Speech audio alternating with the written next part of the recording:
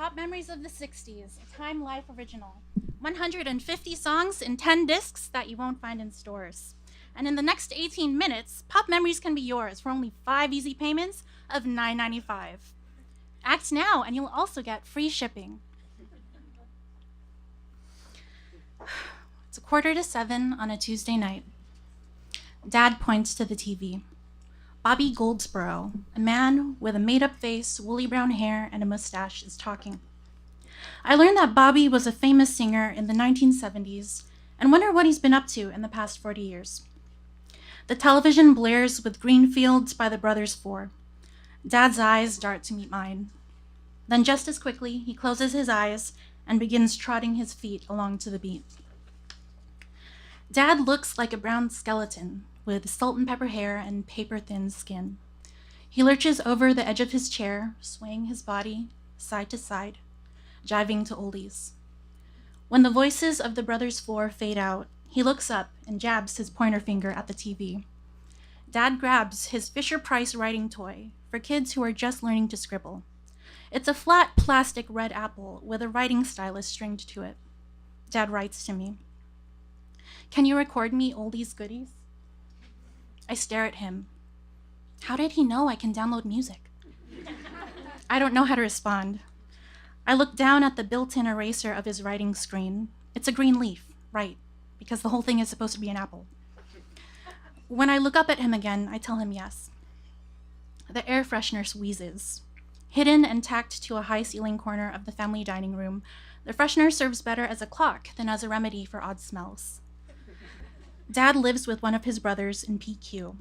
Light is scarce and fluorescent to save electricity, so a dim orange sheen glosses over every object in the room, including Dad and me. He sits some feet away in a white recliner lined with thin one-ply hospital sheets. A spit vacuum, a tissue box, a handful of plastic tubes and wires, a stuffed animal, and a pile of old mail lie at his table side. I sit on a couch next to him with a pillow in my lap and a pen in my hand. The average life expectancy of an ALS patient is 2 to 5 years from the time of diagnosis.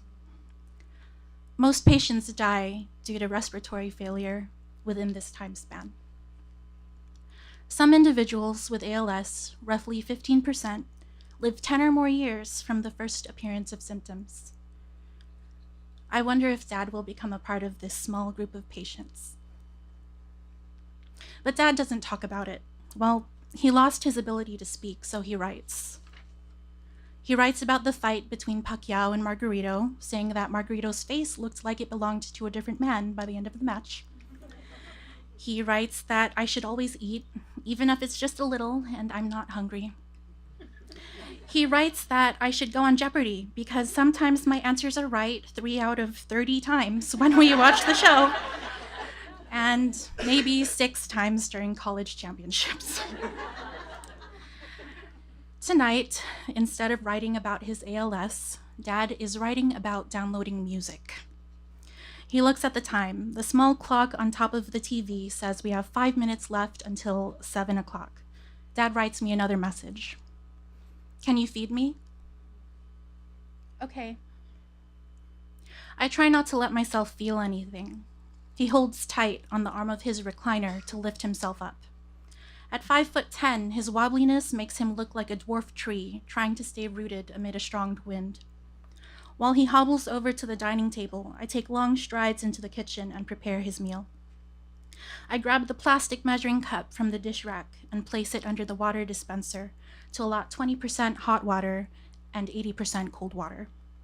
Then I get Dad's eating stuff from the counter, a hand-feeding syringe and a can of glucerna, a high-calorie, high-protein, liquid medical food that Dad eats through a hole in his tummy. By the time I start shaking up his can for 7 p.m., Dad is seated at the head of his table with his shirt lifted. His fingers are working to find his feeding tube.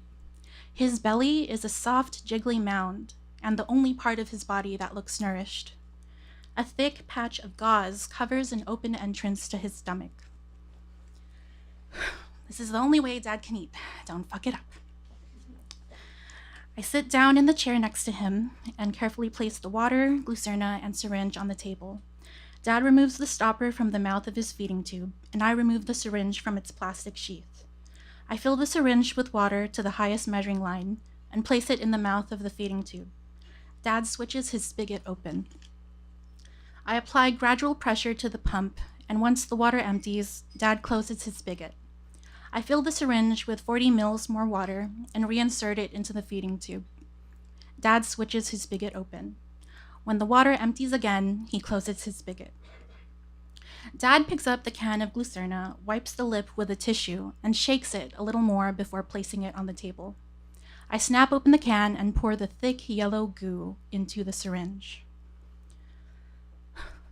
This is the only way Dad can eat. Don't fuck it up. I look closely at the syringe and notice air bubbles inside. They look like small clusters of moon craters, if the moon were colored like mustard. I hold the syringe up above my shoulder, and Dad and I stare at the slow drip of his dinner. Every 5 milliliters, the color trickles down, fading from dead canary sludge to plastic. I pour more yellow goo into the syringe. Dad and I keep staring, as if staring helps it go down faster. The air freshener goes off again. It's about 10 past 7. I help Dad finish off his dinner with the rest of the warm water. He up-switches his feeding tube spigot for the last time, gives me a thumbs up, and heads back to his recliner for more 1960s pop memories with Bobby. I head to the kitchen to clean up and add the empty can to a row of 3 other empty cans on the counter. I need to remember to leave a can out for his next meal in 3 hours. I make a mental note for 10 o'clock. Bobby mentions Elvis Presley. Dad's eyes bulge out, and even though his mouth is stuffed with tissues, I can see a smile creep up. He uses one hand to wipe up spit and the other hand to point at his red apple writing slate on the coffee table. I grab his slate, give it to him, and he writes, "I used to sing that on karaoke." For the first time, Dad taps along to the song with his feet and uses his limbs to make gestures that mirror the lyrics. Dad closes his eyes and puts one hand close to his heart and the other, palm up and open towards me. Take my hand, take my whole life too, for I can't help falling in love with you.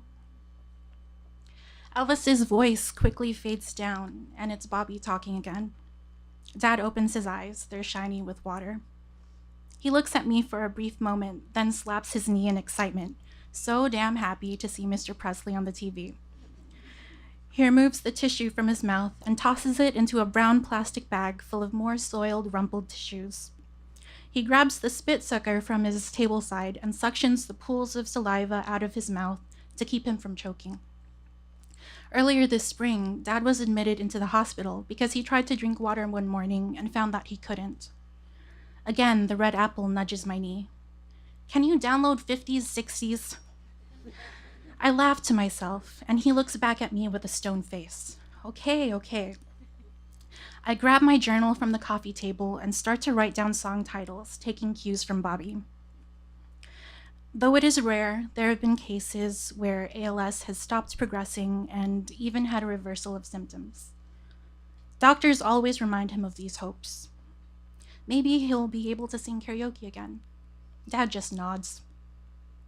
"Tell your kids to call me, let me know if anything happens." Dad just nods. "Make sure you do your exercises. Stay strong." Dad just nods. The air freshener wheezes again. It's nearly 7:30. Bobby Goldsboro is still rattling on, and my journal now has dozens of Oli's song titles. Dad shuffles in his seat and he writes, "Don't forget 70s.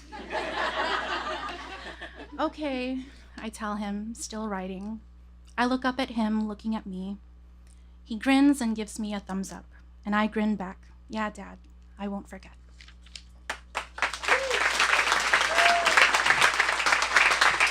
It's her first time on the VAMP stage, Maureen Abugan.